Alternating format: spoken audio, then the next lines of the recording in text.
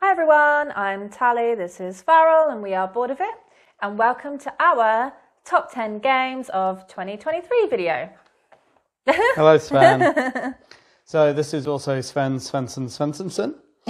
And for our top 10 games of 2023, we're going to rank them individually. So you see my top 10, Tallie's top 10. We're going to reveal them to each other, so we don't know each other's top 10. So it'll be a surprise for both of us and you. And for our top 10 list, we're not only considering games which came out in 2023. Yeah. Just because sometimes, it's hard to get a copy of a game in one country or another. Sometimes a game might come out in German and then it doesn't come out in English till the next year. Sometimes there's stock issues and all these kind of things. So we're just picking the games we discovered this year that we want to rank in our top 10. So we're going to start out with some honourable mentions, and then we'll take turns. We'll both share our number 10 and then number 9. But let's jump to the honourable mentions.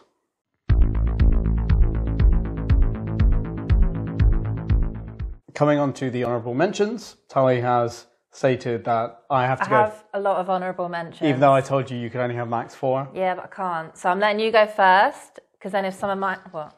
I just don't think that you should have so many.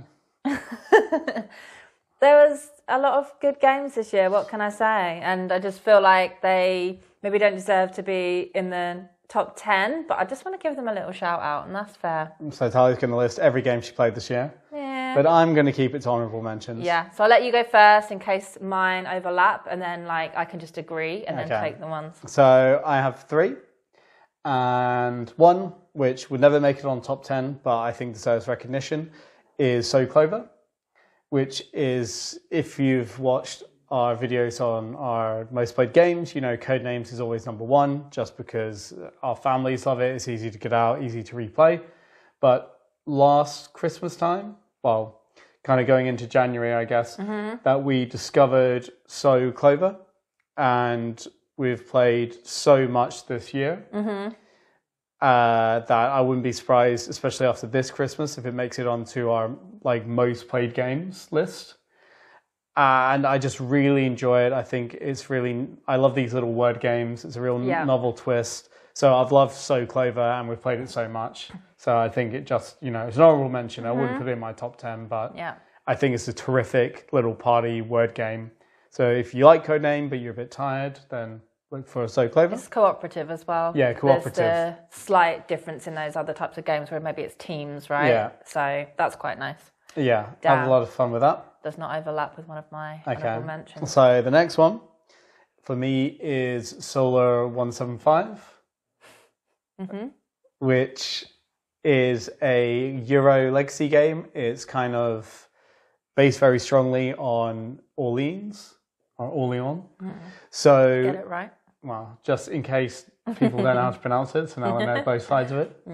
So this is where you bag build and you pull out little worker discs, and then you put them onto slots, and each action needs a number of different makeup of workers. So you might need a tradesman, a merchant, and a boatsmith, and then you can do that action.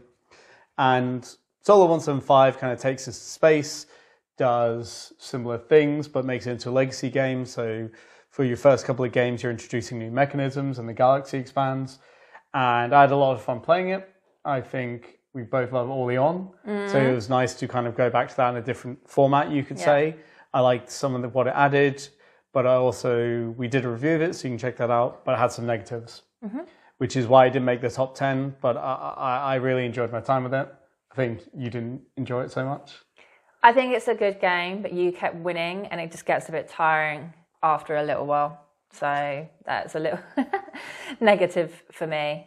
There was another little negative for me, which I actually can't remember what it is now. It's been a while since we played it, but I think I just felt like it kept being the same over and over again, even though it was a campaign game. You were just doing kind of the same, the workers never change, and there's not so many choice in workers, so it's kind of the same over and over again, plus coupled with the fact I just couldn't win it. Yeah.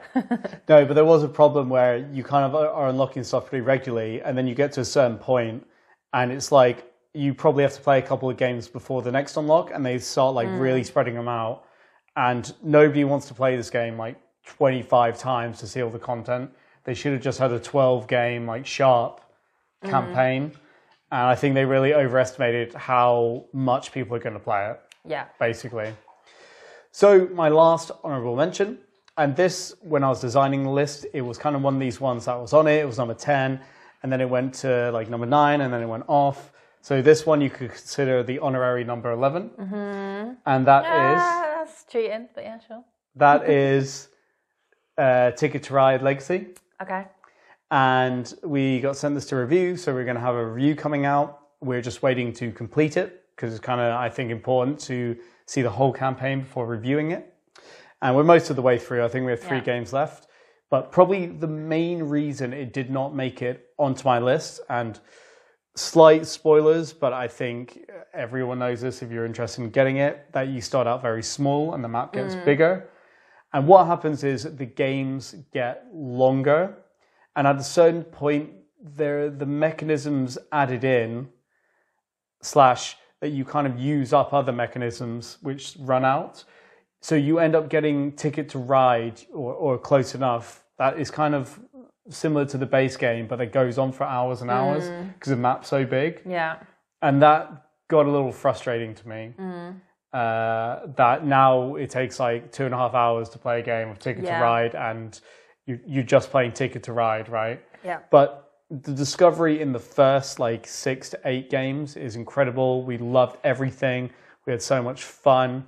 The new mechanisms that adds of fun, but we'll talk about it in our review. But that's the main reason. I don't like that now it's taking like 3 hours, 2.5 hours to play a game. We have got 5 players, to be fair, but still, But you would want it to be 5 players, considering, I think. Yeah.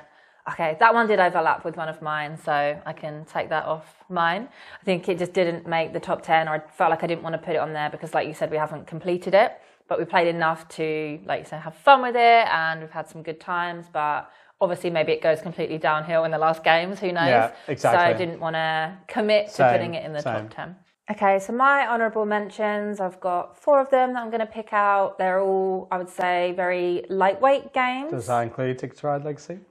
Excluding that, because you covered that one, but that is also on there. And it's not even that I don't think lightweight games deserve to like not be on the top 10, because I have actually got some on my top 10. It's just they're kind of games where, I don't know, maybe it's not particularly novel or something isn't new or fresh, so maybe it doesn't quite deserve to be on like a top 10. But as we've talked about in our video last year, I rank all of my games based on how much fun I have with it, like gut feeling, whereas you're a little bit more scientific over it. So they're games that I really enjoy, but maybe not as much as the other ones, but they're pretty much all lightweight. So we've got Sail. Really? I'm very surprised. Even though you keep shouting at me because sometimes I forget the rules. But it's a little small box, 2-player cooperative trick-taking game about getting a little ship across the board, but the way that you take the tricks means the ship sails in certain directions. And I just think that's really cute, cool, novel, good concept. I have Perspectives, which is how do you describe that? Deduction game, in a way. Like Sherlock Holmes consulting detectives. It feels much shorter, cleaner, and all like image based. Yeah, so it's cooperative and you're trying to solve some cases, but very simple. You have some cards, your teammate has some cards, all kind of depicting a scenario but from different perspectives, and you can't see each other's cards, so you have to describe what's there and solve the case. And I think that was a really nice little box that we got. Very cool, had a lot of fun with it, so deserves to be there. And then I'm going to pick Spots. I'm it's up there. Surprised that's not on your top 10, to be honest. Yeah, I mean, maybe it would be if we, I don't know, not even played it more, because we played quite a few games in the week that we've had it already, but it's a new addition. Yeah. So I didn't think it was maybe fair to put it on the top 10, but that's a very cute little dice rolling game based on dogs. So I mean, great. Can't complain with that, but it's just so cute. The drawings and the art is just so funny and really tense little game for just some like dice and cards. Yep. And then my last one, I'm going to pick Waypoints. So that is a print and play roll and write from, what's the publisher? Postmark Games. Yeah. We have a few of theirs now, and they're just really nice, cheap things that you can download, print, and laminate like we do. And they're just really well done, well implemented, fun games that we like to play with a cup of tea. So I just wanted to give that a shout out. I think they're solid honourable mentions. I'm surprised by sales, but sale. Yeah, I think it's really But, cool. yeah, It's I think cool they're concept. good. They're good, good little mentions. So I guess we will now go to our top 10. Mm-hmm. And very exciting. I'm interested to see because Same. yeah, I haven't thought really about yours, but I'll think about it now.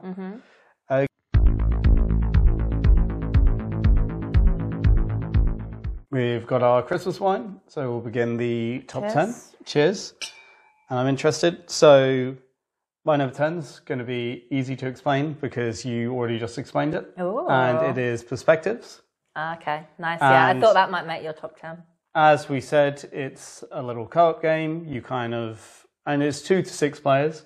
So cooperative, and you're going to deal out all of these cards which have images on them. It could be a screenshot of a cell phone, could be security camera, could be a document, and it's going to give you information, and you're kind of given these questions to answer.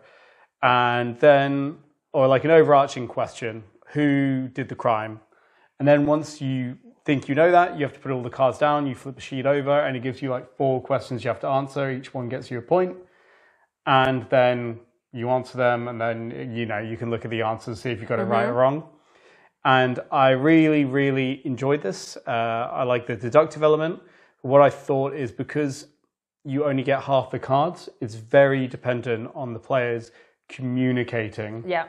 And it's one of these games where something will mean nothing to you, and you'll be like, oh yeah, there's this red line on it. And then the other player will be like, oh my God, that's this. And then you connect and you talk. And I really liked how, there's like no quarterbacking because you have different information. It opens up discussion around the table.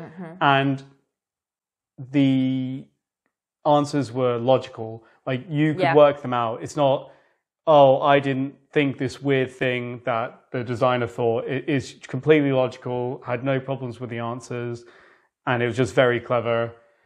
And really enjoyed it. It was like a really nice, concise little game. So the one thing we'll say is that we were sent a review copy by Asmodee Nordics. So know that, obviously it being in my top 10. It's important but I really enjoyed it. Okay, so my number 10 is So Clover, which was on your honourable mentions, of course.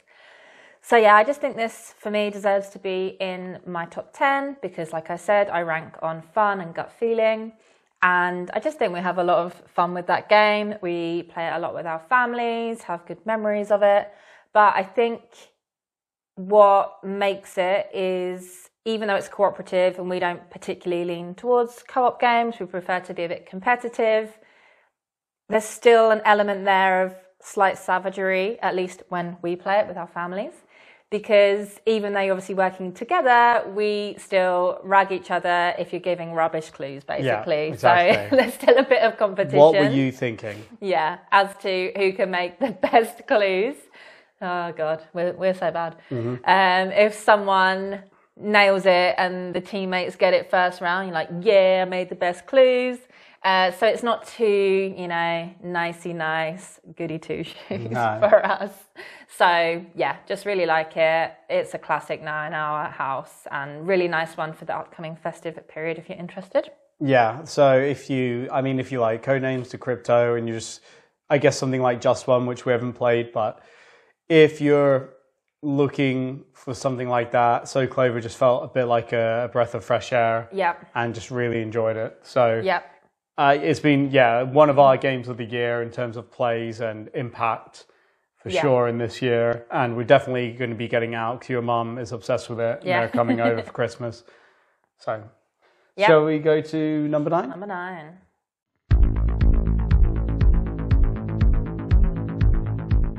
My number 9 is Bear Raid.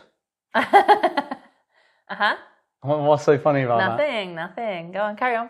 So Bear Raid is a game by Ryan Courtney. You might know for Pipelines, and he's also designed Trails, which has been big this year, which we haven't actually played.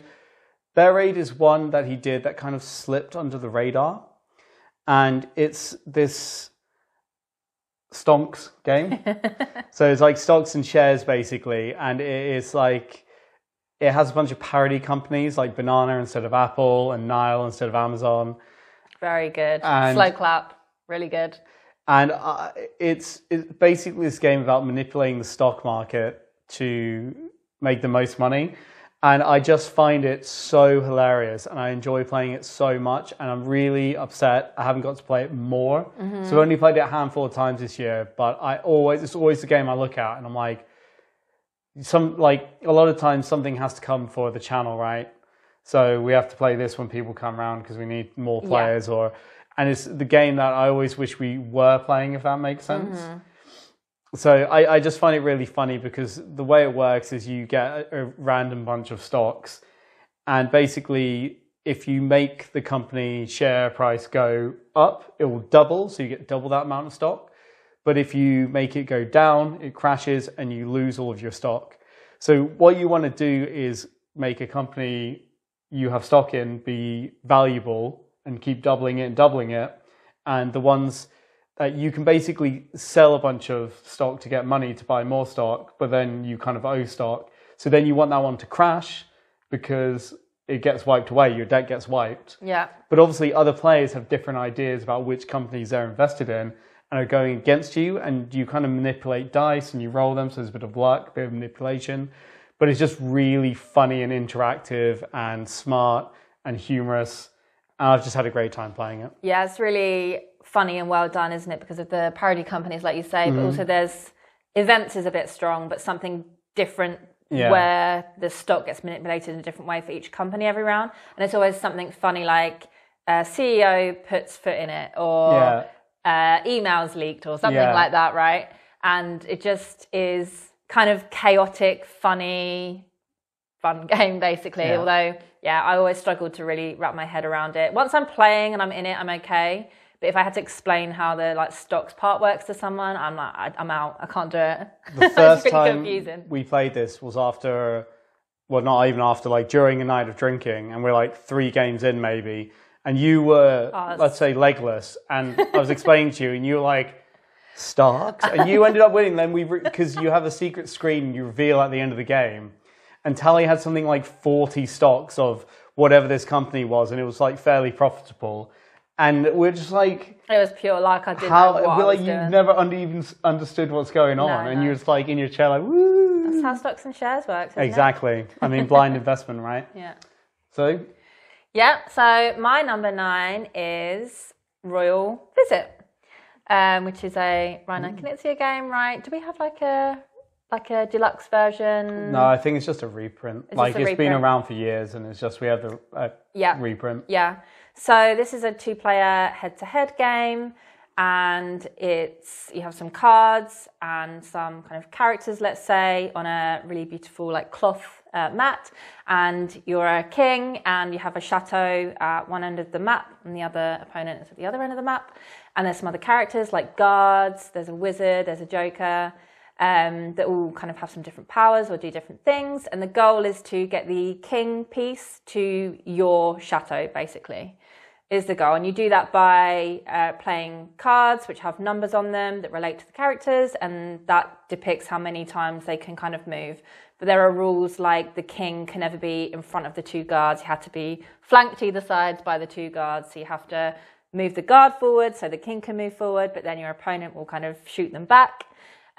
Just think it's beautiful production for one, and just something that is so good to get out if you just have 20-30 minutes, you want to play something fun. It's super easy to explain, so very easy to get to the table, and it's just tense, fun, good quality game. I think it's a strong contender. It's a good game. And good as with game. all of Ryan Knizia's games, always I think his kind of stamp is they always seem on the surface very simple, but there is a lot of hidden depth once you start getting to it. A lot of tactility and available options. Yeah, so like how you can use the kind of the wizard and the joker who have different powers and just kind of, making a little strategy there. But we always tend to get it out when we have kind of friends over and one of us is cooking or taking the dogs out. I'm like, let's entertain the person while you're doing that with a game of Royal Visit. But we also like to play it together as well. Yeah. I just think it's really good. We've played it a lot this year, to be fair. We played it a lot when we first got it and started playing it. So I hope that continues because we've played more with other people, like in the instances you say, than we have in the second half of the year. With each other, yeah. Yeah. But, I think it's great. So let's go to number 8.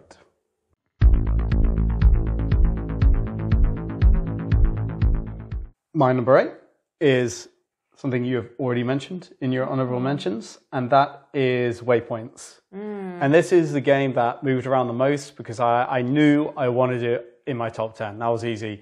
But I had it as number 10, and it was like this and Ticket to Ride Legacy that were jumping around. I couldn't quite figure. And it actually went from 10 to 8. But I'm pretty happy with that. So as Tallie briefly mentioned, Waypoints is a print and play roll and write. And this is from Postmark Games, and this is kind of the third in their series of these. And the first one, Voyages, we actually did a review of, and we really, just because we really enjoyed it and the concept. And the thing is now, I think almost probably because of the popularity of Voyages, you see a lot of print and play roll and writes on Kickstarter. But what they do is that they make their print and plays seem very high end. It actually feels like there's a lot of great art design in it, a lot of great mechanistic design. So Waypoints is basically another one of these where you roll some dice and you're using them to kind of hike across a landscape. And you basically are going waypoint to waypoint. So you draw a line and you kind of go through certain rings, but the rings, it's like a topographical map. So the rings are like elevation. Like contour lines. Yeah, contour lines, like elevation. So it kind of represents elevation more or less. And, you know, the dice is going to determine the weather, and the weather determines how much you can move. And so you have, 3 movements, and then if you need to move through more lines, you have to drink water. A lot of little things that you tick boxes and you get bonuses. But I was blown away by the art style, by the mechanism. I think at this point, we've only played 2 maps because the third one came out last week, and I'm looking forward to playing that. But I just had a great time. It's one of my favorite roll and writes we've played, and we've played a lot of them. And I think why it's on my list, it cost £4 or $5 to download from the website. You could get it by the end of the time and be playing it by the time Tallie finishes her number 8. And Voyage's review was subtitled, "The best £4 you can spend on a board game." And now it's been taken by Waypoints.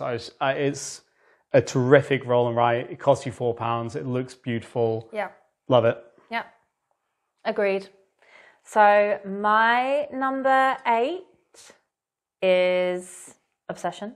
Obsession. It's so tough to really rank them. 8 maybe feels like, I don't know, harsh, but there's so many great games. I had to put the others ahead of it. But it's really, really good game.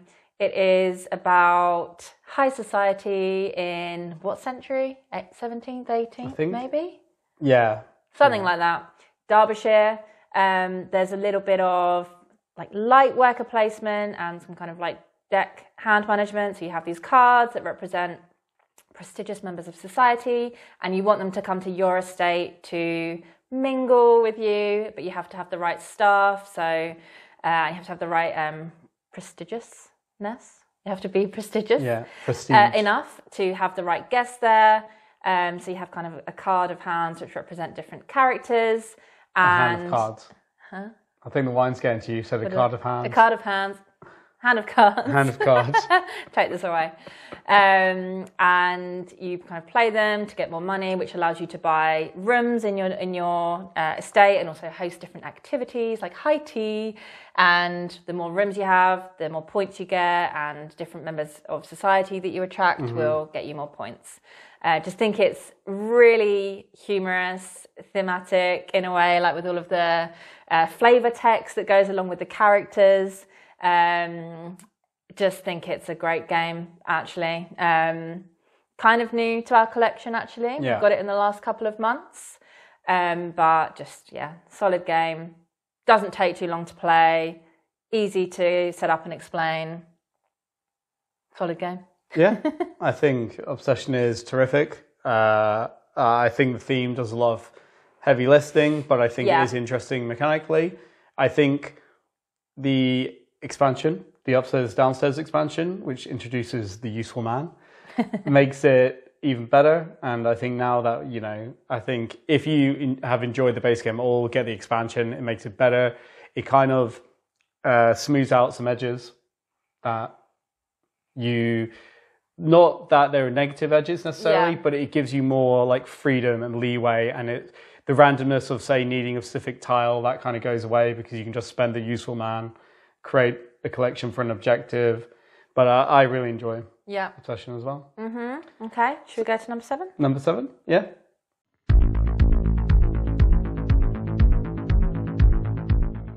For my number 7, it's a game you might have already heard of on this list because it is Obsession. So, as I said, Obsession is a great game. Tallie explained it very well, and I'll just add that, yeah, I mean, the theme is just, it really is one of the board games that I've played, like, of all time, let alone this year, that just facilitates a little bit of role play so well because, you know, it's like, oh, I'm inviting the Duchess of this and Mr. Appleton and Mrs. Willikers to croquet on the lawn. And, you know, it's just like you have to speak out what you're doing because it's fun for the whole table. And although it is a Euro, like kind of a little bit heads down solo, if you read out what you're doing, it does make it that much more fun for the other players while you take your turn. And yeah, I mean, I think the expansion's great. It adds depth to it.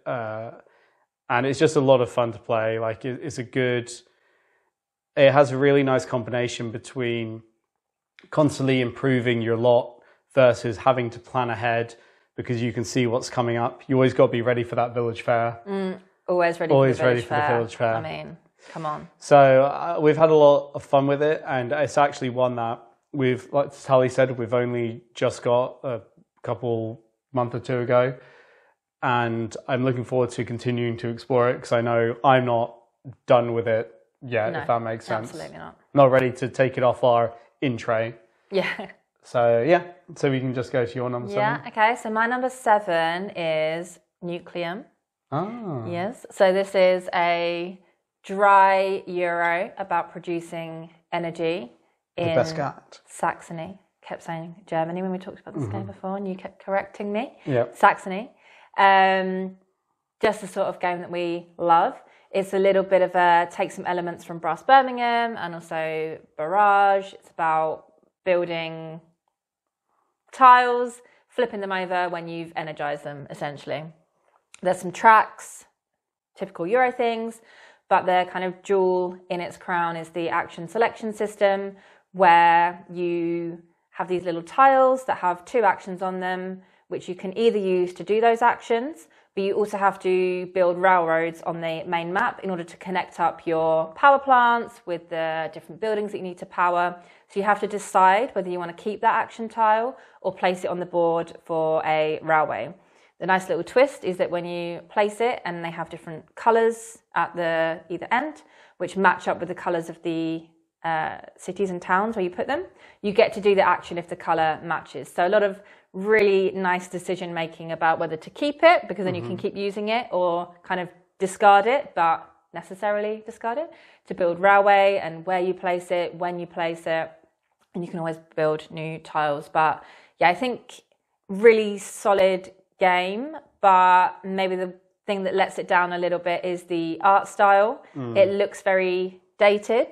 And when you have other games of similar theme, which are much more sleek and elevated in their kind of production and style, maybe that's why I didn't put it quite so high, but we really enjoyed playing it. No, I agree. I think Nucleum's a great game. I agree with the art style. The action selection system is really great, and I love you have to give up your action tiles to build a network, but you can get more, but obviously you're losing that action combination forever, and that's a really interesting decision. But and I also like how in a lot of games, say Brass Birmingham, building, if your entire turn is to build 2 links, it's a boring turn, right? You just waited. Build a link. Build a link, build a link. That's it. It's not that fun or interesting. But here, you build a link, and now I get 2 actions because I've set it up correctly. So basically, I have a full turn. Yeah. So I really like that. It's a nice little twist. Yep. Okay. Cool. Shall we go to number 6? Number 6.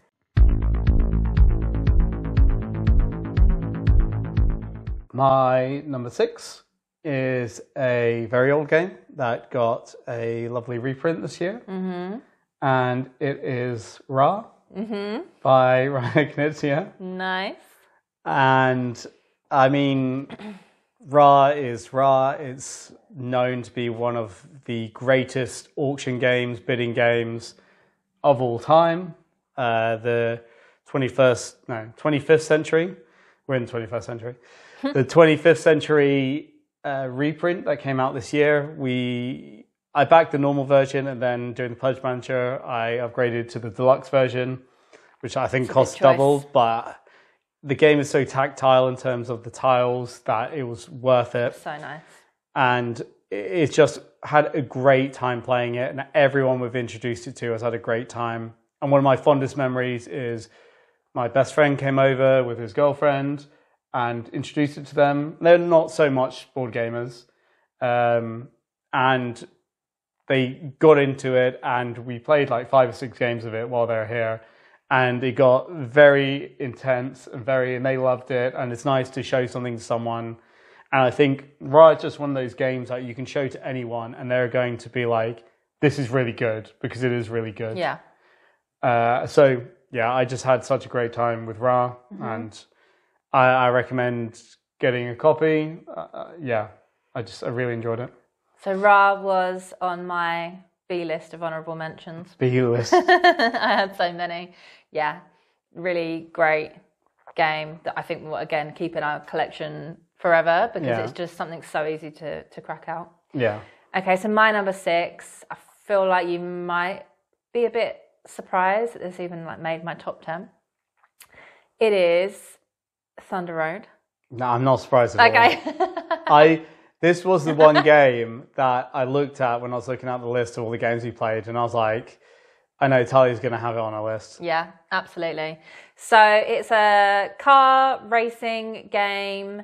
You have 3 vehicles, small, medium and large, and basically you roll some dice, and that dictates how many movements you can kind of take with each. So you assign the dice to the vehicle, and then you always have a 4th dice, which lets you do kind of some special power round to round.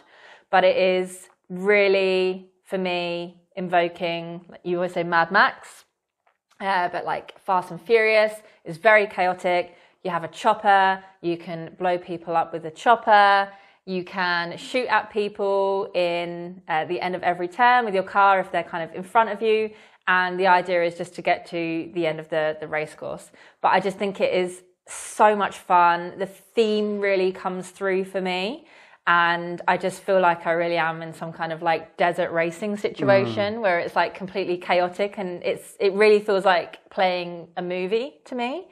And I just think it's really novel, quite unique to me. We've introduced this to a few people, again, who don't necessarily play board games, and they were just saying, this is so fun. Yeah. And I think the kind of novelness for me means that it goes into my top 10. I always have a great time playing it. And I don't necessarily like games that are so aggressive in a way, or like combative, but because it's just so fun and I don't know. It doesn't go on for too long either. It's not short. It can go on for a long time if everyone kind of surviving. But because it's more in the fun, not party game's the wrong word, but you know, you have a lot of people around and you're all just like chucking dice. More like fun party style, that it doesn't really matter if you go out. It's like, whatever. Yeah, well, somebody going out triggers the end of the game as well. So it's not very long that you have to wait. But it's not great either. But I mean, it's a lot of fun. I think for me, I do enjoy it. It wouldn't be in my top 10, like it wasn't close. But I'd be really interested because there's a bunch of expansions. And I'd love to throw those in and see what happens because I do really like it as a fun dice chucking beer and pretzels game. Yeah. And maybe with those expansions it would rise up. But they're very hard to get. And I think there's maybe rumours of a reprint of the kind of Ultimate Edition. We'll see. But yeah, I think I knew it would I love it. Not that I knew you'd put it in, but I expected it to show up because I just thought you would, right? Because you've always really been buzzed about it. Yeah, totally. Okay, then we'll move into the top 5. Ooh.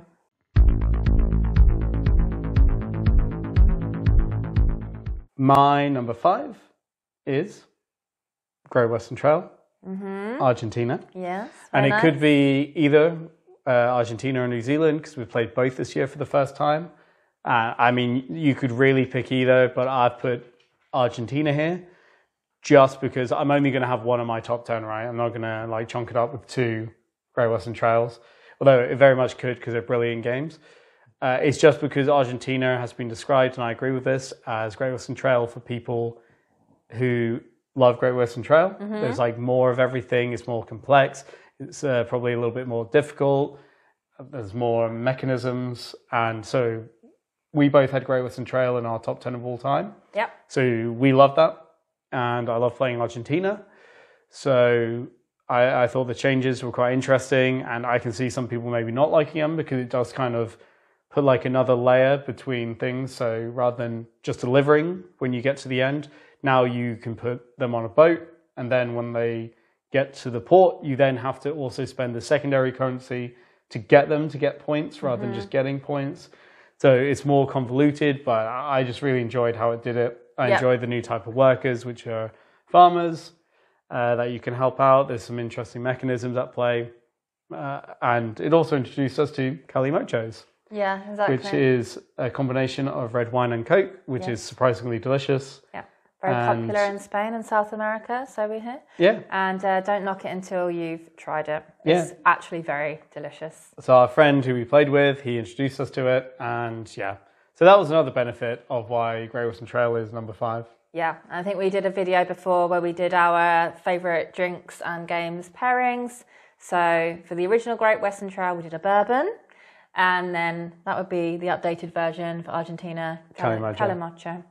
Yes, okay, so my number 5 is Voidfall, which is a terrific game. Big box Euro game. It has tracks, it has Euro combat. By that we mean mathematical dry combat.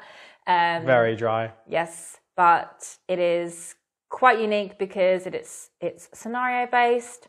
So the Voidborn are kind of like a non-player enemy in the game. They're an infectious, what is it? Parasite? Well, they're like an other dimensionally like a faction. Infect the galaxy. I don't know. It's out in space. So you have some kind of technology upgrades, politics tracks, economic track, things like this to go up.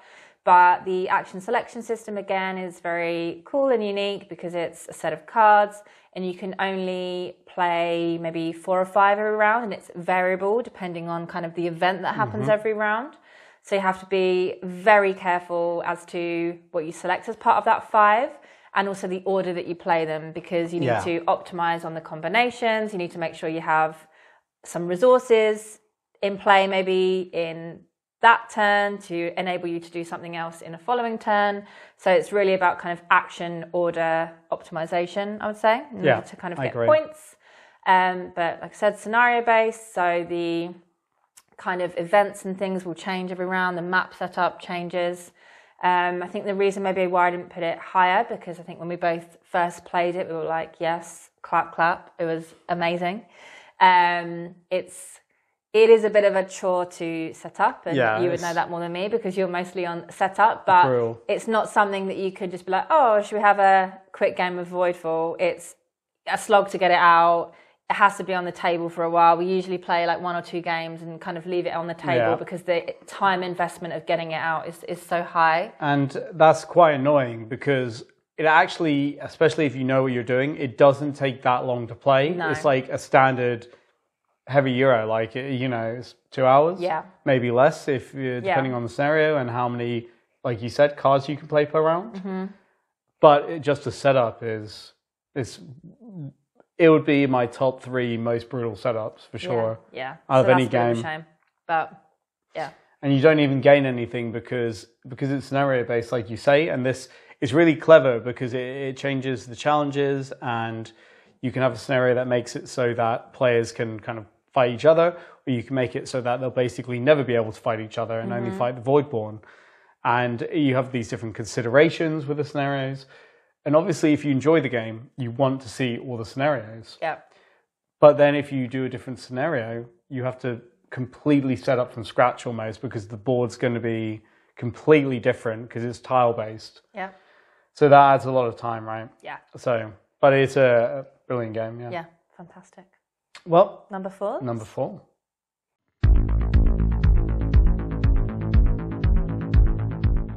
My number 4, already been mentioned by Tallie on her list. Do you want to guess what it is? Voidfall. No. It is Nucleum. Okay. And I mean, everything she said, I think Brass, Birmingham, and Barrage are in our top 10. It has a lot of elements of both. I mean, one of the designers is the same as Barrage. So obviously you can see that influence. And as you said, the action selection system, I think, is really clever. I really enjoyed it, and it gives it its own kind of like little twist on what's come before. But the reasons that it's probably not higher, as you say, I think the art direction and the component style is, I mean, it does have dual layer boards and stuff, but the component and art direction is very uninteresting and tired.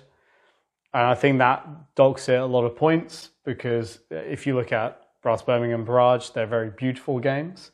And I don't think Brass Birmingham would be anywhere near as highly rated if it looked like Nucleum looks. I think a lot of its acclaim has also come from the fact that it made kind of something so dry, so beautiful. There's just no excuse really for it in like this day and age, is there? You know, it's very easy to make a board game be very mechanically good, but also look nice on the table, to just elevate it above, you know, looking tired and dated. And then for me, I think the other thing that we said in our review of Nucleum is, because it kind of splits its focus among all these different things, you kind of have the energy system of Barrage, and you have the flipping of tiles from Brass. It kind of doesn't do, those two games are very focused and they do one thing exceptionally well, whereas this is a bit split, so it doesn't do anything as well. But it's still by far one of the best Euros we've played this year. It was terrific. I mean, we love playing it. You wanted to play it over and over. I have, you know, it's kind of the only criticisms for it are that better games exist, but it's still a terrific game. And one of the best games I've played this year. Certainly one of the best Euros I've played this year. Totally. And obviously number 4, it's pretty love strong. playing it. And I think, like you said, this action selection system, it is kind of its own thing. So it does do something special. And I love the way it works and the way you have to decide, as we said, with putting it down to create links or keeping it to do the actions. I think it's interesting because whilst it obviously takes influence from Brass and Barrage, I'm not mad at having like all of them in the collection. I think they each do something a little bit different enough to have all of them. They're not really, they're influencing, but they're not overlapping, in my opinion. Okay, so my number 4 is Dawn Company. Wow. I'm surprised that it made your list. Okay, why are you surprised? I don't know. Okay. Just didn't. No, just had a lot of fun with this game. It's a coal whirly game and it's a satire on the East Indian Trading Company. It's every player represents a family who's part of the company. So you all have to kind of work together to make the company succeed, because if it fails, then everyone loses.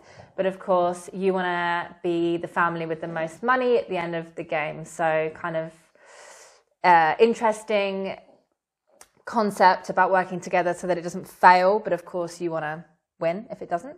So there's a lot of steps in the game, you do a lot of actions, but it's essentially about making sure that the company is profitable, but you have to make the most money for your family by doing various things. Do you want to add something about the way that it plays? No, I think just add, it's not who has the most money though. It's the most victory points. Oh, that's true. But yeah. you need a lot of money to keep your you're right. retirees in the lifestyle they're accustomed to. That's it, yeah, exactly. So you have kind of workers from your family and you appoint them into different positions, but you have to kind of agree on it. You can't have too much nepotism. So that's the part where the kind of interaction between the players comes and about working together. But then you kind of want your family employees to retire, because that's how you kind of get points, amongst other ways. But you have to have money to send them to better retirement homes, basically. So the better their retirement home, the more points you get. But you go through a lot of different phases. You're kind of doing trading, you're doing military affairs, and each family has kind of different positions in the company who gets to decide who does what. But a lot of table talk actually about who does what. Yeah. And that's for me where a lot of the fun comes from. And maybe this is just because the people that we've been playing with, but we really get into the role play, about giving the little characters names. Like, it's kind of funny to call a 15th, 16th century, 17th century? It's not 15th. What is it then? It's like 18th and 19th century. Really? 15th would be the 1400s. Yeah, no, you're right, yeah. It's the wine talking. Giving them, I don't know, funny modern names like, oh, Mr. Dave, he's going to be the head of shipping. So that's where a lot of the fun comes into it for me, and, you know, kind of saying, okay, who wants to be director of trade? Who wants to be the ambassador here?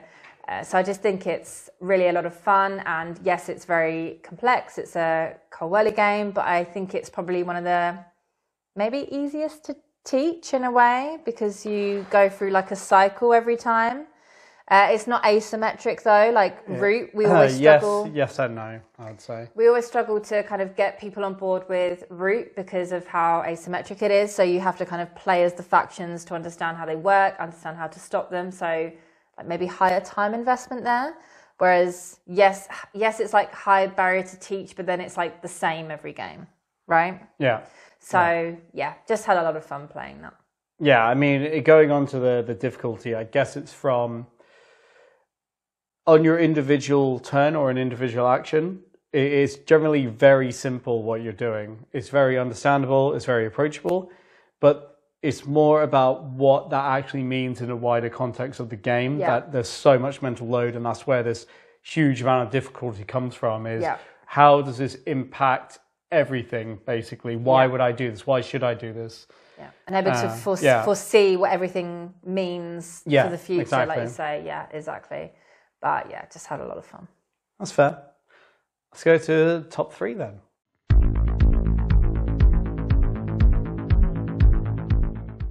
Top 3 now. Interesting times. And what? Interesting times. Interesting times. So my number 3 is probably, I know it is, the first game we played in 2023, and it has made it straight to the very almost top. And that is Undaunted Stalingrad. And this is obviously a game in the Undaunted series, kind of deck building World War II game, very popular. And Stalingrad was the campaign game in this series. So you play something like 15 games. One person plays as the Germans, the other as the Russians during the Battle of Stalingrad. And it kind of introduces a lot of novel mechanisms where the terrain will change depending how you act in the mission. It has a branching narrative, so different missions we play depending who's won. And it was so addictive. We, I think, played all of those 15 games in something like 3 to 5 sessions, right? Yeah, something like that. We just played at one point. Things got a bit stressful because it was a very tense game. And we're like, okay, let's pack it away. And we packed it away. And literally first thing the next morning, we just put it back on the table and played some more. So it was one of the best gaming experiences, if not the best of the year. I absolutely loved it. We love Undaunted. Yeah. We've played an insane amount of Undaunted this year. And Stalingrad was a highlight, basically, for me, of all of that. And it was just so fun. Yeah, agree. Moving on to my number 3. Yeah, let's hear it. That is Undaunted Stalingrad. We did a crossover. Yeah, so agree with everything you said. Like I said, I rank mine on fun. And of course, this is fun, but it's we have fun? stress fun. Stress fun. Spectacular. Yeah, exactly. But I guess it has to go up there because of how addictive it is. And that just says what a great game it is. Like if you want to keep getting it out time after time, game after game, and saying, oh, maybe we should put it away and go to bed, one more game, then I think it deserves to be in the top 3. Like you said, we really love the Undaunted card building, deck building system, but the kind of layering that onto a campaign style and moving it on every scenario, and really, really felt like you are directing the battle in a way, and that's the same with all of the Undaunted games, but the campaign elevated it even more because you're getting soldiers kind of permanently out of your deck. If they're kind of dying or out of the game. So yeah, we just absolutely loved it. Ups the stakes, right? Ups the stakes. Because you can get improved soldiers, you can get worse soldiers, and a lot of tension and just very interesting ideas. Yeah, and just unlocking new things all the time, different like vehicles and planes and things like this. Just obviously elevates it over and above the kind of Undaunted games that aren't campaign. Yeah, and importantly, it's a replayable campaign, which is great, right? Yeah. So we could go again next year. Yeah. Okay, let's move on to number 2.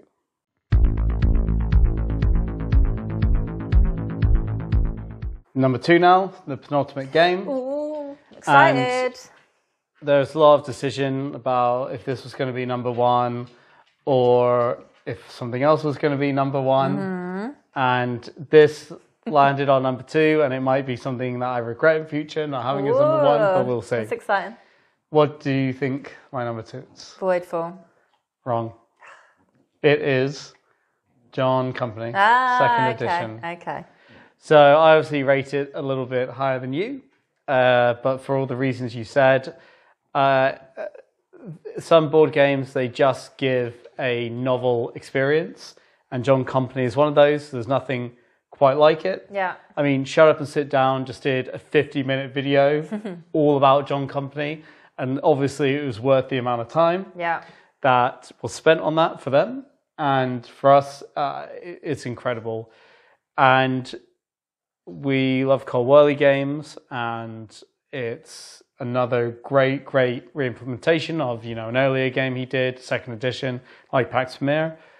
And it's like you say, the table talk, the theme, the mechanisms, the negotiation, the fact that it's a little bit luck-based as well. Yeah.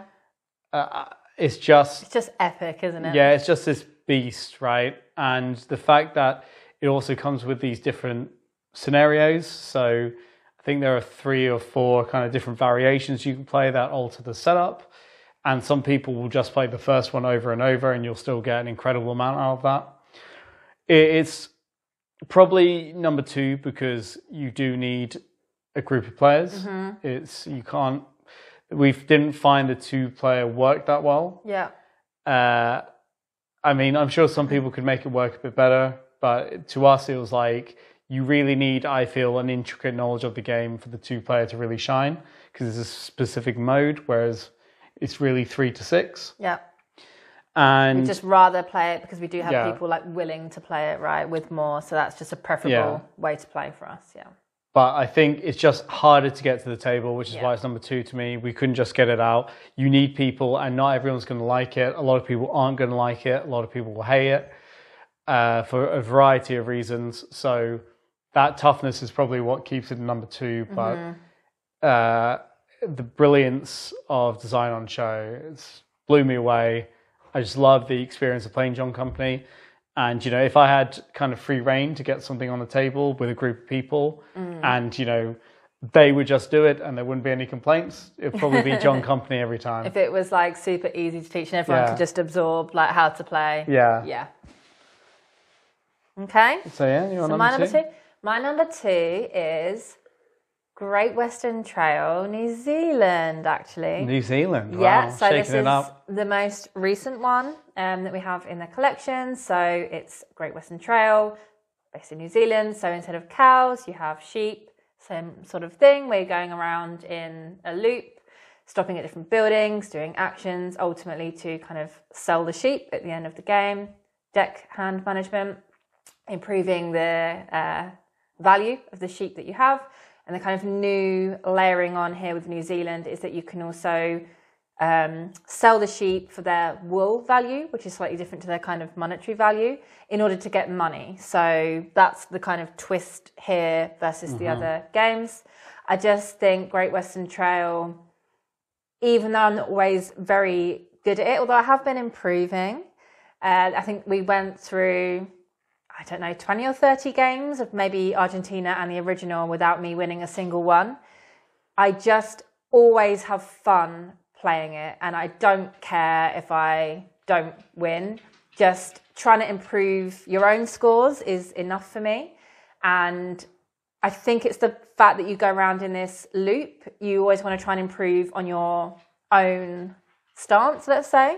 Always trying to get better hand of sheep or cows at the end of the loop, and you can just keep going with the loop. So that's why it's number 2 for me. I would never turn down a game of Great Western Trail, New Zealand. So other games, even games on this top 10, you might have to be in a certain mood, but that for me, I would never ever turn it down. So that's why it's my number 2. Yeah, I mean, I agree. I think, like I said, I did Argentina because it's more, and I wouldn't have had both of them, but Great Western Trail New Zealand deserves to be on the list as well. So I'm glad you put it. And I think it's a terrific addition. It's one that's more for if you want to incorporate the deck building element, because there's like new cards that you get into your deck that aren't sheep or cows, that do special things. There's kind of different setup every time you play with different cards that can come into that deck. Yeah. So it kind of leans more towards that aspect. Yeah. And the new sheep shearing element is also really interesting, that you can get money and you can also make wool deliveries. Yeah. As well as kind of sheep deliveries. Yeah, it's a really interesting choice, especially if the sheep shearing building tile is near to the end of the loop. Do you want to get rid of that entire hand to get more money or save it for the market? So I think that's a very interesting decision that's kind of thrown in there. Yeah, I mean, the last game we played at the start, actually, it was very interesting because the sheep shearing one was right before the market. It was the last tile. So if you went all in for sheep shearing, you basically had random chance of what comes into your hand for the market, which is quite dangerous. So that made it like a little interesting element as well. Exactly. I can say. Yep. All right. Well, let's go to number 1 now.